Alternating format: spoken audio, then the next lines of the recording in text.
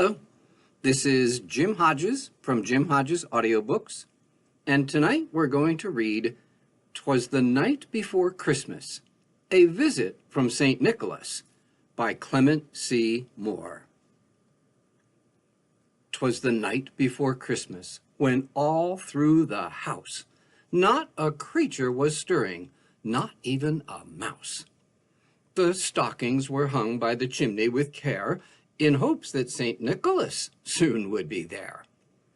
The children were nestled all snug in their beds, while visions of sugar plums danced in their heads.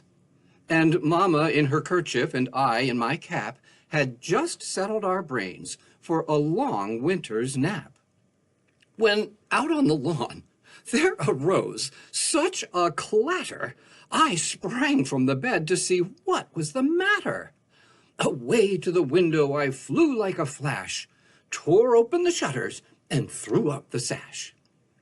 The moon on the breast of the new-fallen snow gave the luster of midday to the objects below, when what to my wondering eye should appear but a miniature sleigh and 8 tiny reindeer, with a little old driver so lively and quick, I knew in a moment it must be St. Nick. More rapid than eagles, his coursers they came, and he whistled and shouted and called them by name. Now Dasher, now Dancer, now Prancer and Vixen. On, Comet, on, Cupid, on, Donner and Blitzen. To the top of the porch, to the top of the wall. Now dash away, dash away, dash away all. As dry leaves that before the wild hurricane fly, when they meet with an obstacle, mount to the sky, so up to the housetop the coursers they flew, with the sleigh full of toys and St. Nicholas too.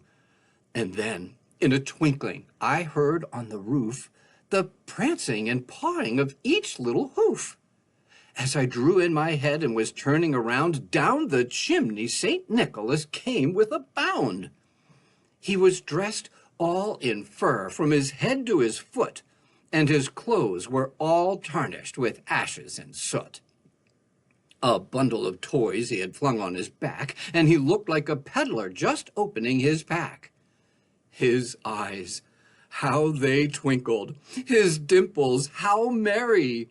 His cheeks were like roses, his nose like a cherry. His droll little mouth was drawn up like a bow, and the beard on his chin was as white as the snow.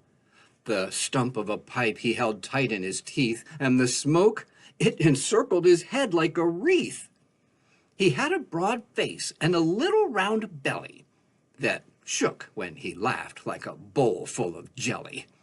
He was chubby and plump, a right jolly old elf, and I laughed when I saw him in spite of myself. A wink of his eye and a twist of his head soon gave me to know I had nothing to dread. He spoke not a word, but went straight to his work and filled all the stockings, then turned with a jerk, and laying his finger aside of his nose, and giving a nod, up the chimney he rose. He sprang to his sleigh, to his team gave a whistle, and away they all flew like the down of a thistle. But I heard him exclaim, ere he drove out of sight, "Happy Christmas to all, and to all a good night."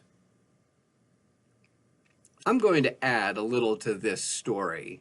There was a preface to one edition of this book that I read that I found particularly interesting. So if you want a little backstory, you can listen to this introduction that was written to a book that retold the story A Night Before Christmas. Amid the many celebrations last Christmas Eve in various places by different persons, there was one in New York City not like any other anywhere. A company of men, women, and children went together just after the evening service in their church, and standing around the tomb of the author of A Visit from St. Nicholas, recited together the words of the poem, which we all know so well and love so dearly. Dr. Clement C. Moore, who wrote the poem, never expected that he would be remembered by it. If he expected to be famous at all as a writer, he thought it would be because of the Hebrew dictionary that he wrote. He was born in a house near Chelsea Square in New York City in 1781, and he lived there all his life. It was a great big house with fireplaces in it, just the house to be living in on Christmas Eve.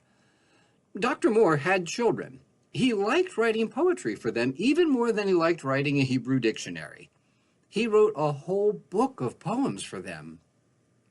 One year he wrote this poem, which we usually call "'Twas the Night Before Christmas," to give his children for a Christmas present. They read it just after they had hung up their stockings before one of the big fireplaces in their house. Afterward, they learned it and sometimes recited it, just as other children learn it and recite it now. It was printed in a newspaper. Then a magazine printed it, and after a time it was printed in the school readers. Later, it was printed by itself with pictures. Then it was translated into German, French, and many other languages. It was even made into Braille, which is the raised printing that blind children read with their fingers. It has happened that almost all the children in the world know this poem. How few of them know any Hebrew? Every Christmas Eve, the young men studying to be ministers at the General Theological Seminary, New York City, put a holly wreath around Dr. Moore's picture, which is on the wall of their dining room. Why? Because he gave the ground on which the General Theological Seminary stands? Because he wrote a Hebrew dictionary? No, they do it because he was the author of A Visit from St. Nicholas. Thank you for listening, and I hope you have a Merry Christmas.